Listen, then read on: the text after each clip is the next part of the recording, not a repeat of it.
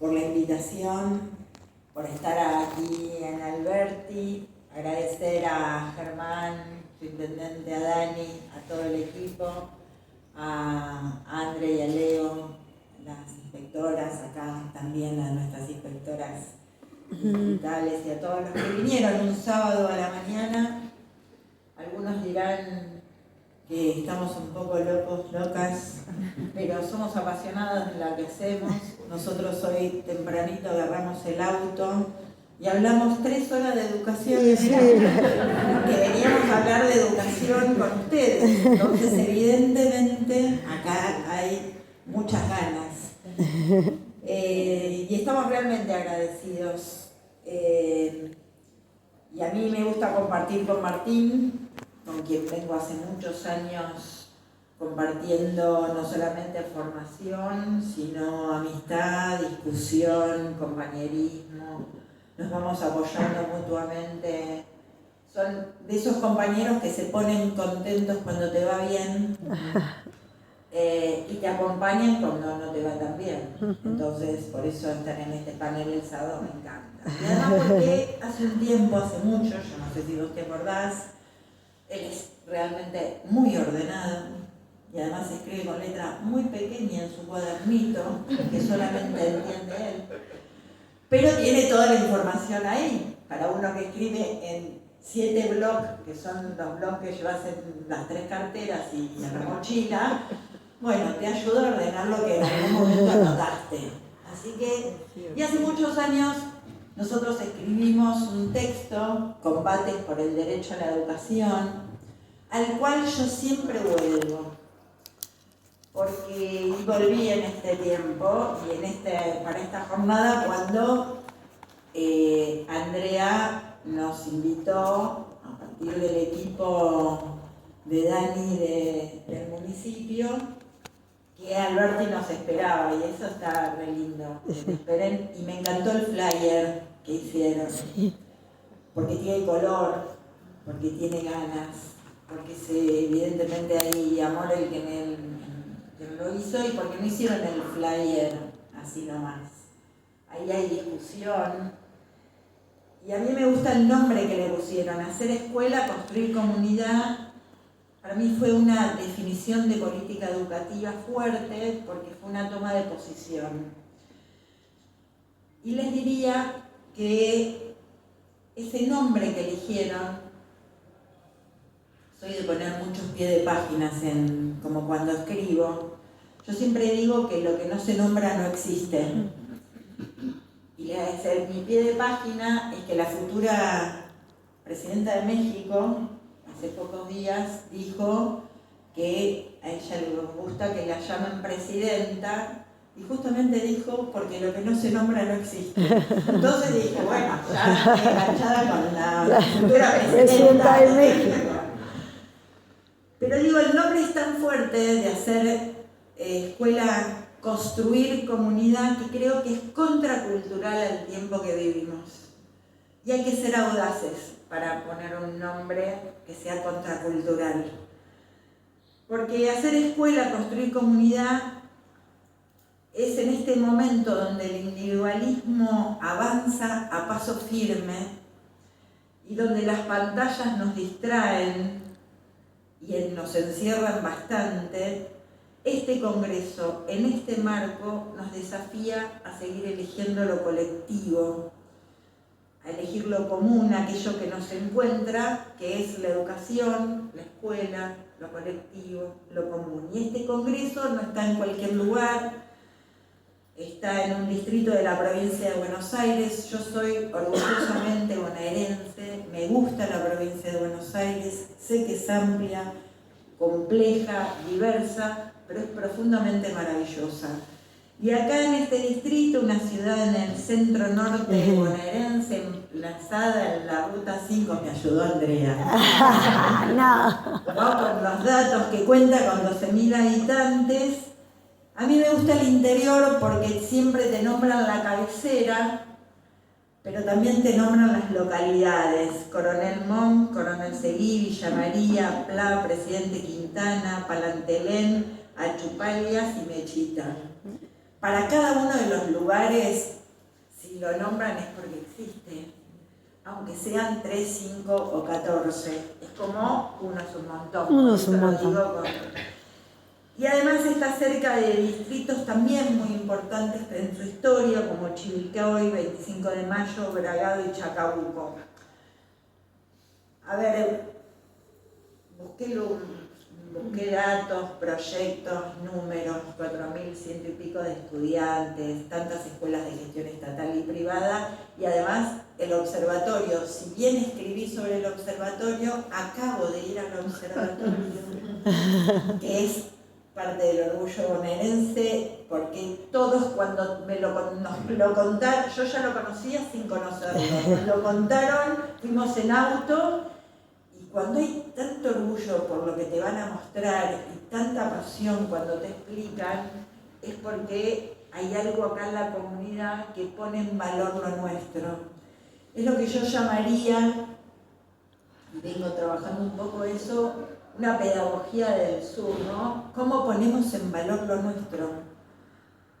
Digo porque nos vamos a meter en la ley, y a veces miro a Europa, y a veces sabemos más de la Revolución Francesa o de la vestimenta de los europeos, sino de los propios. No hablo solamente de Argentina, sino hablo de la patria grande. Y entonces me parece que, si bien hoy nuestro cierre, nuestra exposición está a 140 años de la ley, justamente yo estaba con Martín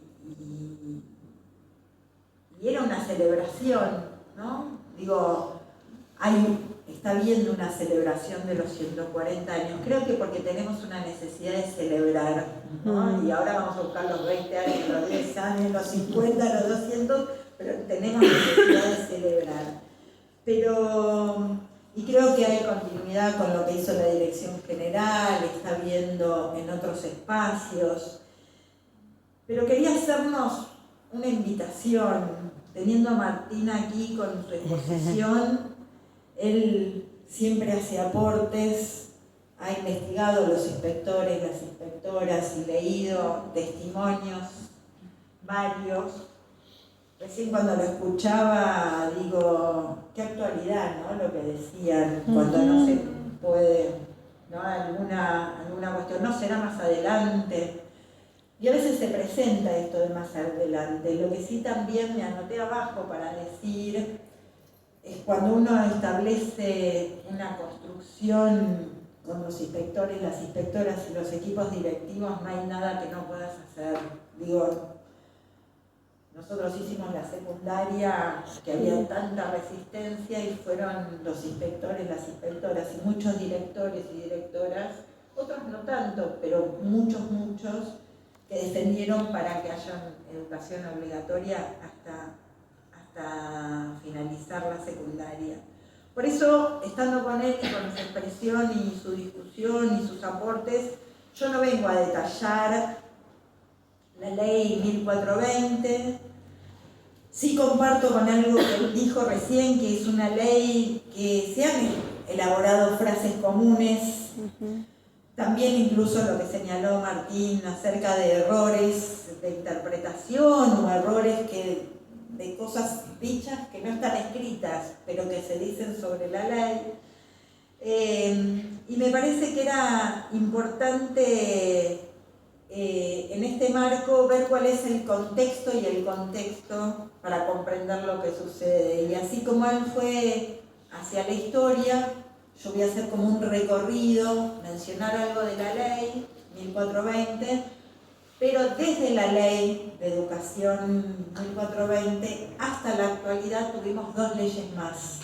Entonces poder ver también qué cosas sucedieron, qué nos pasó en el medio, cuáles los pendientes, porque como aquella vez escribimos, recién Martín lo señaló, quienes rechazaban o se resistían, siempre hay lucha ante la definición de una ley que no solamente organiza, sino que define el lugar del Estado, define a quiénes alcanzar esta educación. Por eso es una invitación sobre la ley 1420 de educación primaria, pública, gratuita y obligatoria. Los invito y me invito a pensar donde, paradójicamente, la ley 1420 en su numeración tiene su identidad. La conocemos más por la 1420 que por la educación primaria, gratuita. Y la verdad que una ley para el conjunto que fue sancionada en 1884, sí hay una cuestión que me gustaba pensar, lo señaló él y también lo retomé, es que a veces en esas frases hechas se piensa que la ley 1420 fue para todo el país y en realidad no fue así, sino a las escuelas que dependían de la nación, las que no eran provinciales, y recién en 1905 con la ley Lainez se va a ampliar. Claro. Pero, ¿cuál fue ese contexto? Rápidamente, para entrar a los otros aportes que quiero hacer con ustedes. A ver, eran tiempos de modernización de la sociedad argentina, se iba insertando en el mercado mundial, donde se dieron cambios económicos, políticos, culturales y también educativos. Yo diría, y es para pensar, para seguir profundizando, que es una ley que se asentaba un poco sobre la idea de lo que hoy decimos la educación como derecho.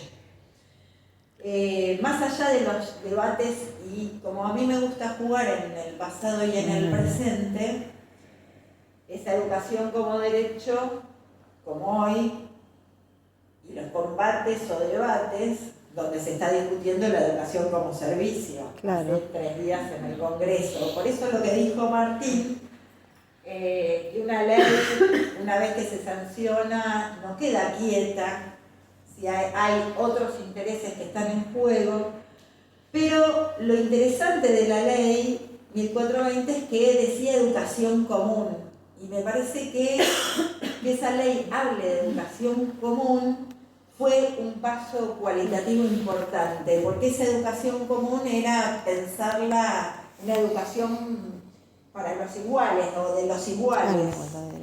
Y la verdad que también se establecía la escuela primaria obligatoria.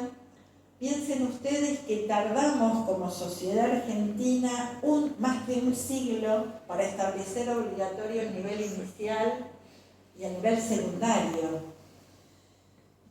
Más allá de lo que transitó la ley federal que extendió un poco la escuela primaria, ¿no? Pero esta ley, tomando por ejemplo Pinot, dice que la 1420 cierra el debate educativo del siglo XIX y abre lo que va a venir en el siglo XX.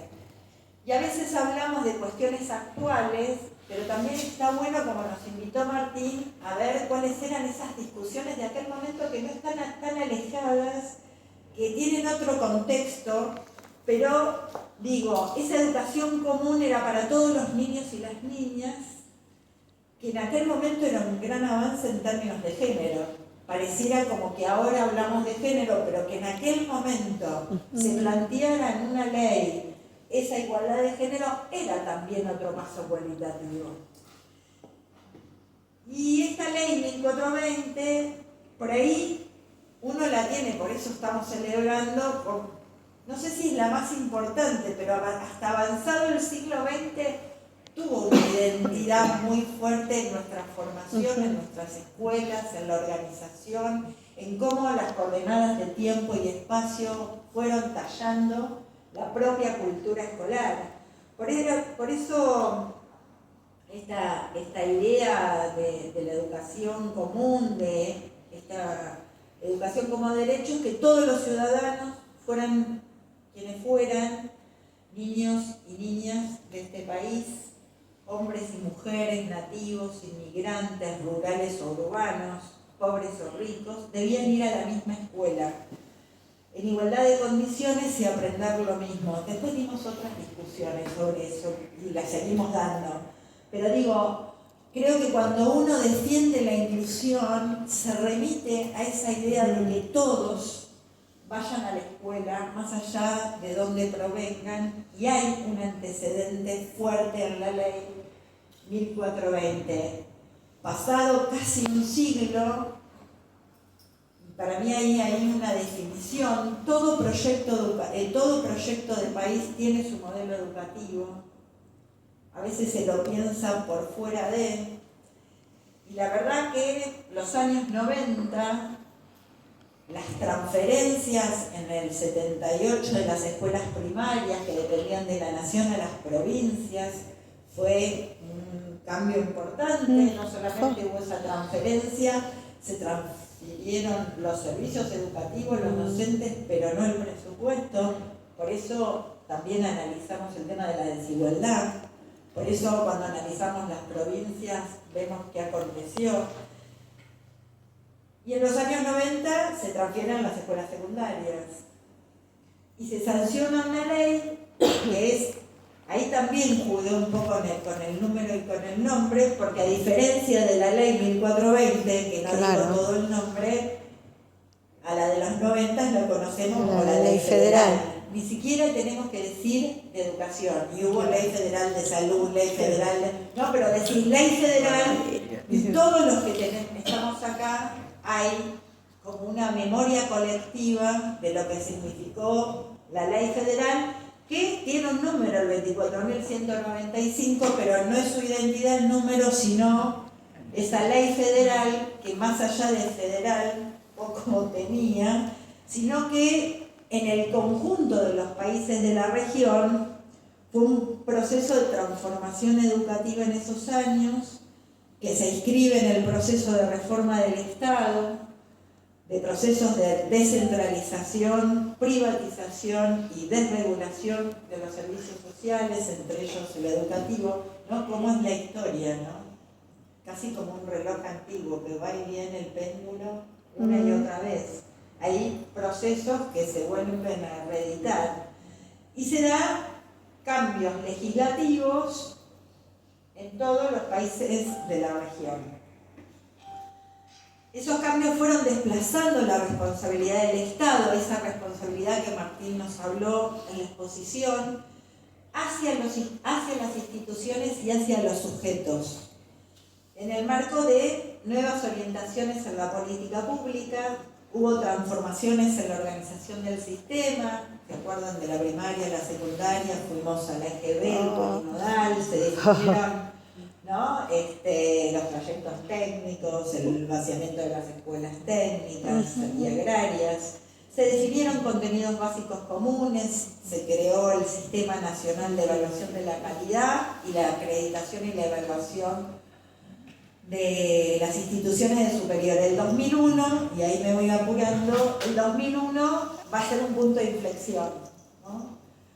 Y será a partir del 2003 que hubo una gran consulta en el 2004 a nivel nacional, cómo desmontar determinadas cuestiones que había dejado la ley federal, que a su vez había dejado la ley 1420.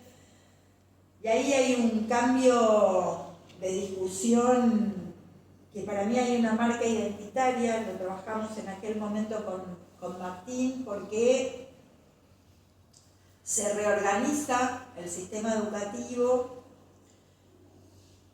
No es un dato menor que sea presentada la ley, estando el que era entonces presidente Néstor Kirchner, el que era entonces director, ministro de Educación de la Nación, Daniel Filmus, y el secretario general de la CETERA, que era Hugo Yasky. Es decir, la ley se presenta en ese marco, luego de una consulta nacional, también en la provincia. ¿Se acuerdan que años 2005-2006 se hace la consulta? Sí. Y en 2007 se sanciona? Y ahí hay un cambio profundo, donde muchos, creo que todos los que están acá fueron protagonistas de ese tiempo, y de este tiempo, la ley vuelve a establecer a la educación como derecho, ya no con esta idea de enseñar y aprender, sino lo dice explícitamente como derecho, al conocimiento como bien público y al Estado como garante. La ley federal había desresponsabilizado al Estado y pasaban las instituciones en los sujetos. Con la nueva legislación que está vigente, justamente se establece el Estado es el primer responsable. Recién Martín, cuando planteaba el tema de la 1420, decía quién era, ¿no?, el responsable de qué cosa, y hablaba del Estado. Nuevamente la legislación lo que hace es que el primero que está obligado, cuando se llevaba a cabo la secundaria, el primero que está obligado a generar las condiciones es el Estado nacional, el Estado provincial. Por eso me parecía que a casi un siglo y medio, los 140 años, nos permite ver los avances, también nos permite ver los problemas y los pendientes, y en ese sentido yo me ponía un pie de página en la exposición. No estamos haciendo este congreso, ustedes no están haciendo este congreso y nosotros cerrando cualquier día, 17 de agosto, ¿no? Digo, 174 años del paso de la inmortalidad a San Martín, que tampoco es cualquier, yo diría cualquier prócer en el marco escolar, pero San Martín era un hombre común con fuertes convicciones, que no hizo ni más ni menos que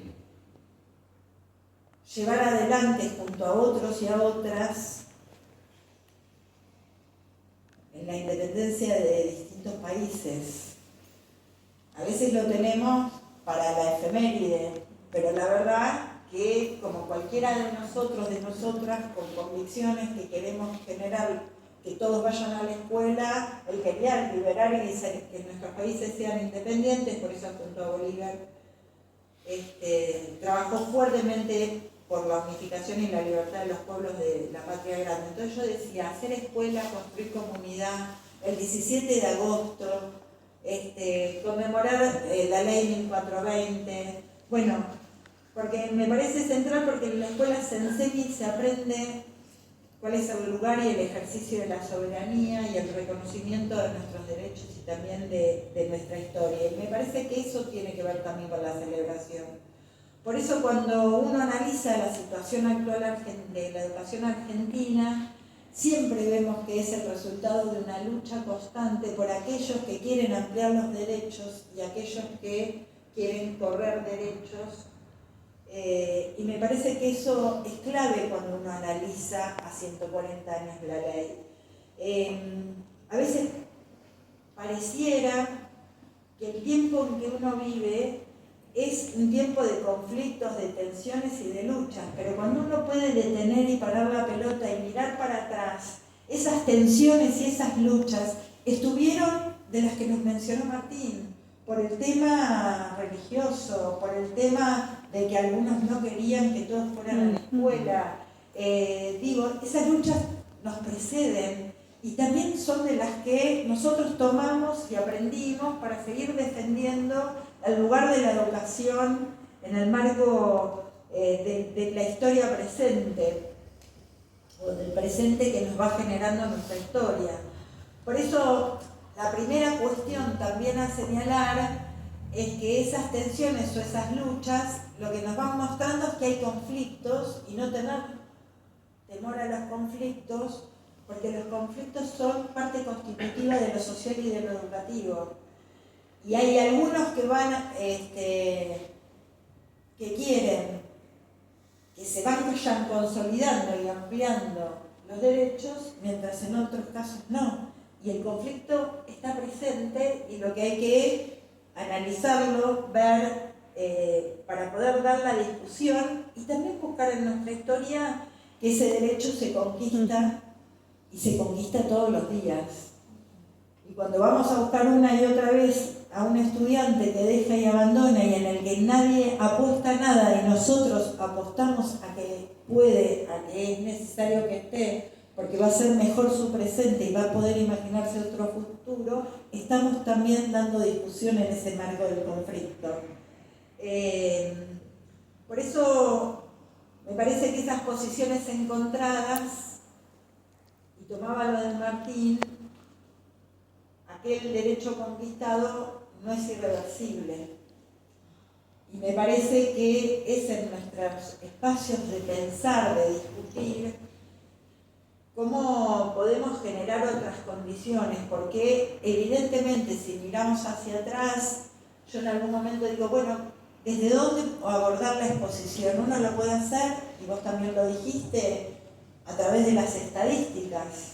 Se duplican, triplican, quintuplican las matrículas de los estudiantes. Digo, si uno toma la universidad, el otro día yo daba una charla sobre universidad, en el 1983, apertura democrática, había 300.000 estudiantes universitarios. Hoy, con políticas que ampliaron derecho, hay 2 millones de estudiantes universitarios. Y que tiene que haber más, por eso acá está, ¿no? El programa Puentes. Digo, tiene que ver que me parece que esos derechos que se conquistan todos los días se luchan y se defienden. Y en ese sentido, a mí me parece que, para ir cerrando, porque como todo docente dice como 114, yo hago 114 filminas, y acá hice como 50 panos.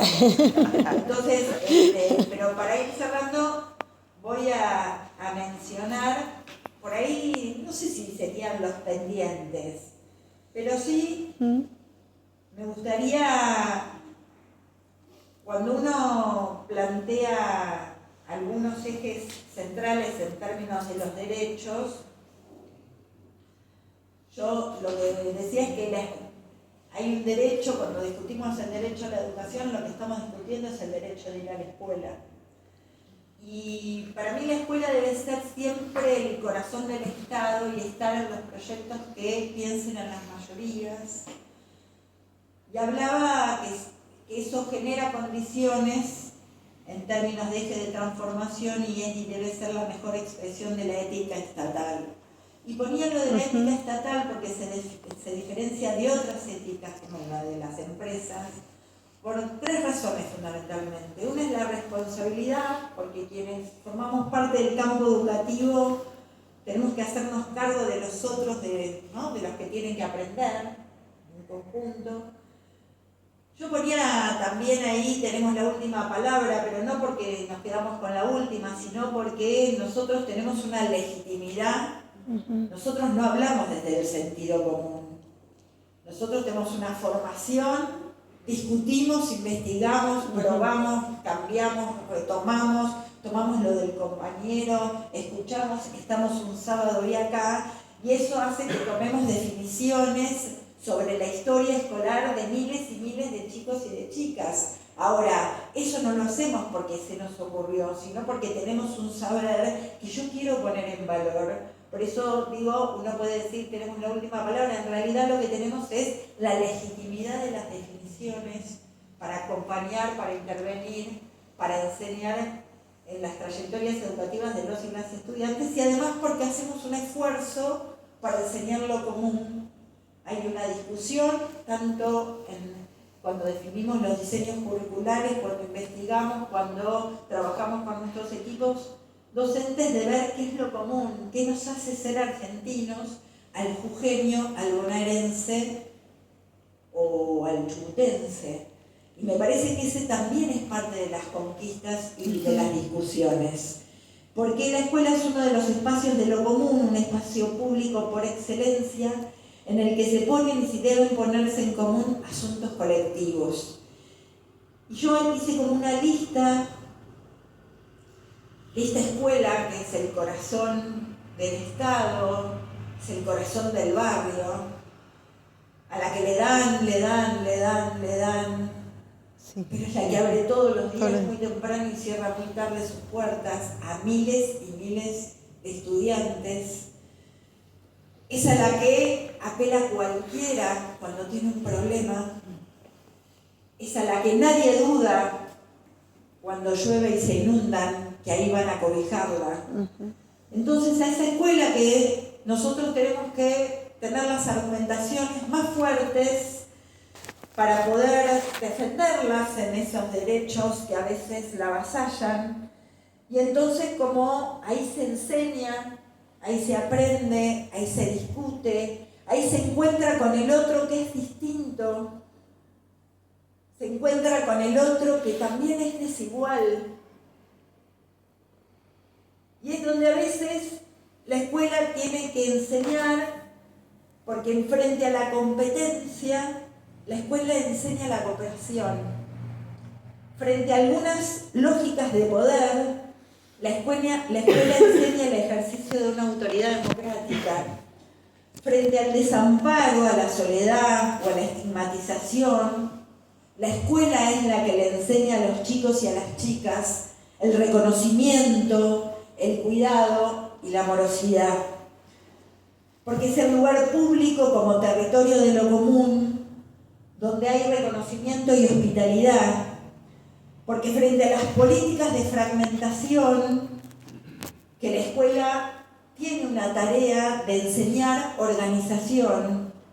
Porque hay, y hoy lo decíamos en nuestro viaje hacia Alberti, hay proyectos políticos que te desorganizan la vida, porque te quedás sin trabajo, porque no podés pagar los remedios oncológicos, porque no te alcanza, porque la SUBE no llega, y la escuela tiene determinadas herramientas que te permite organizar. Por eso, frente a estas cosas, necesitamos una pedagogía de la organización que no se desarme o se reconstruya la trama comunitaria, porque eso sabemos que mejora la calidad de vida, porque la organización es como principio, como contenido y como estrategia, y porque muchas veces las docentes, los docentes, además de tener la responsabilidad de enseñar, tenemos ese lugar donde tenemos que dar las discusiones a ese sentido común que muchas veces descalifica y estigmatiza. Y yo ponía un ejemplo, cuando hay alguien que dice, va a la escuela solo a comer. Ningún chico, ni en la provincia de Buenos Aires, ni en la Argentina, va solo a comer a la escuela aunque tenga hambre. Va porque a lo mejor necesita comer, por supuesto, pero siempre va a buscar algo más. Va a buscar conocimiento, va a buscar proyecto, va a buscar que le enseñen, va a buscar encontrarse con otro. Siempre hay algo más que la escuela ofrece. Por eso me parece que en estos tiempos tan complejos, que volvamos, así como pensaron aquellos hombres y mujeres que fueron discutiendo la ley 1420 a 140 años, volvamos a pensar, a volver a discutir, a poner en valor, a desechar lo que veamos que no es posible y poner en valor lo que sí. Yo creo que hay que tomar de las viejas tradiciones lo mejor, no porque sea tradicional todo es malo. Me parece que hay buenas tradiciones que hay que recuperar y hay cosas nuevas que hay que incorporar, pero que trabajemos el sentido de la escuela, parece hoy ser un imperativo. Y voy a cerrar con dos cosas, porque aquella ley 1420, aquella escuela moderna en la cual fuimos parte, nos formamos, para mí el tiempo y el espacio fueron esas coordenadas, y yo vengo trabajando el tema del tiempo, porque estoy un poco...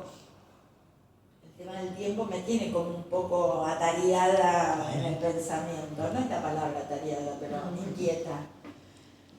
Porque todo es tan vertiginoso, tan espontáneo, que la escuela necesita tiempo. Por eso la escuela hoy también es contracultural del tiempo que vivimos.